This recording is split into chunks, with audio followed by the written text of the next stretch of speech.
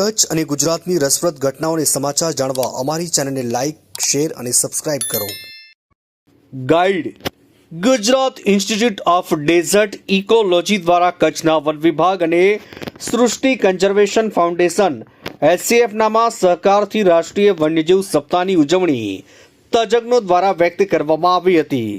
આ પ્રસંગે વિવિધ સરકારી વિભાગો, વન વિભાગ, નીતિ નિર્ધારકો, અભ્યાસુઓ સહિત 140થી વધુ તજજ્ઞો અધિકારીઓ હાજર રહ્યા હતા. ગાઈડના વડા ડોક્ટર વિજયકુમારના નેતૃત્વમાં યોજાયેલા સમારોહના મુખ્ય મહેમાન પદે રાજ્યના અગ્ર મુખ્ય ગાઈડ દ્વારા વન વિભાગ અને સૃષ્ટિ ફાઉન્ડેશનના સહયોગે વન્યજીવ સપ્તાહ ઉજવણીનો આરંભ વન સંરક્ષક ડોક્ટર AP સિંઘ અને રિજનરેશન પૂર્ણ કાર્યક્રમના SCF પુણેના ડોક્ટર દીપક આપટે મુખ્ય મહેમાન રહ્યા હતા. કંડલા ટિમ્બર એસોસિએશન અને હસ્તેન સહયોગી હતા. ડોક્ટર સિંઘે વન્યજીવ સંરક્ષણની જરૂરિયાત, લુપ્તપ્રાય પ્રજાતિઓ, દીપડા, માનવ સંઘર્ષ અને નીતિઓ વિશેની ચર્ચાઓ કરી હતી. કુલ 9 તજશે વિશદ ઉદ્બોધન કર્યા હતા, જેમાં ડોક્ટર રાજુ વ્યાસે મગર અને તેના સંરક્ષણની ગુજરાતમાં સ્થિતિ, ડોક્ટર વિજયકુમારે ભારતમાં મગર સંરક્ષણ પરિયોજના અંગે, વિજયકુમાર રાજ્યના અગ્ર મુખ્ય વન સંરક્ષણ ડોક્ટર AP સિંઘ, સૃષ્ટિ ફાઉન્ડેશનના ડોક્ટર દીપક આપે સહિતના મહેમાનો, જ્યારે બાજુમાં ઉપસ્થિત અગ્રણીઓ, વન ખાતાના અધિકારી, કર્મચારીઓ નજરે પડે છે.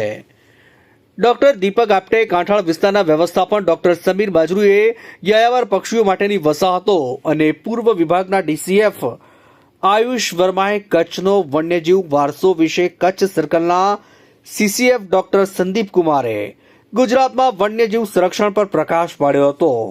બપોરના સત્રમાં SCFના ભુજમાં ગાઈડ દ્વારા વન વિભાગ અને સૃષ્ટિ ફાઉન્ડેશન પુણેના સહકારથી રાષ્ટ્રીય વન્યજીવ સપ્તાહ ઉજવણીના આરંભે દીપ પ્રાગટ્ય કરતા ગાઈડના નિર્દેશક doctor executive director doctor Girish Jathre જળપ્લાવિત ક્ષેત્રોનું પર્યાવરણની દ્રષ્ટિએ મહત્વ વિશેની વિગતો આપી હતી.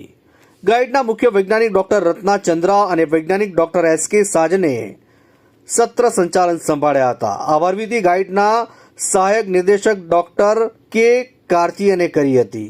कच्छ बायोडाइवर्सिटी, जैविक विविधता, खास करके वन्य प्राणी की दृष्टि से एक बहुत ही उम्दा जिला माना जाता है.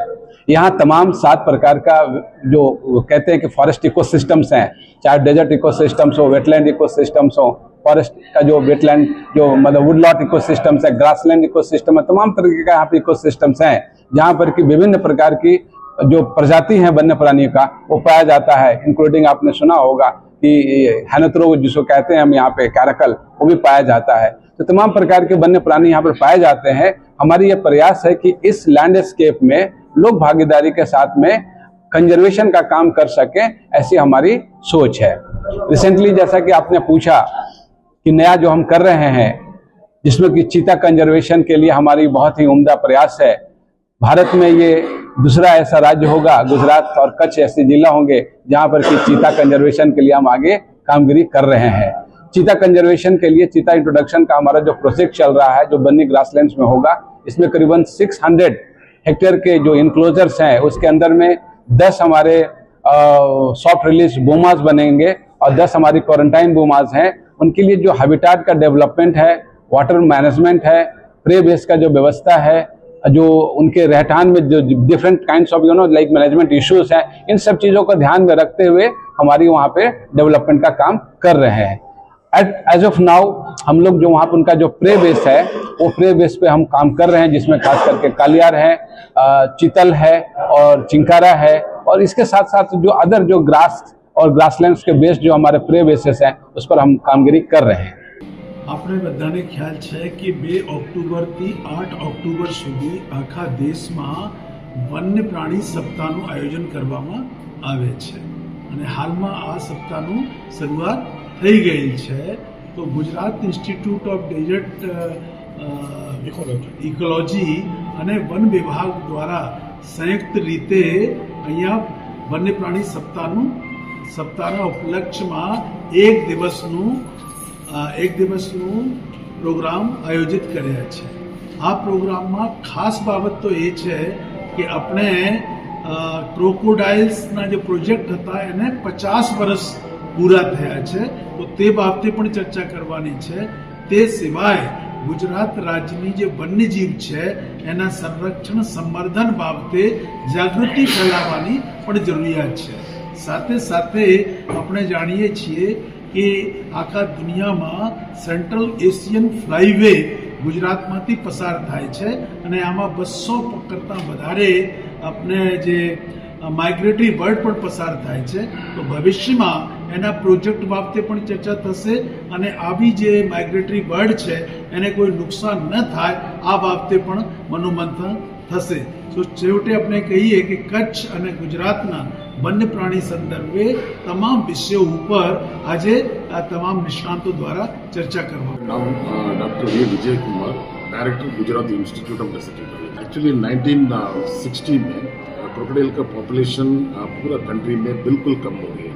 पूरा इंडिया में 3 स्पीसीज ऑफ क्रोकोडाइल मिलती है. वो तीनों स्पीसीज 1000 का नीचे संख्या आ गया. उसका पॉपुलेशन को बढ़ाने के लिए गवर्नमेंट ऑफ इंडिया ने FAO UNDP के साथ ये क्रोकोडाइल कंजर्वेशन प्रोजेक्ट लॉन्च किया था 1975. वो प्रोजेक्ट आज 50 साल, ये साल में 50 साल खत्म हो गई.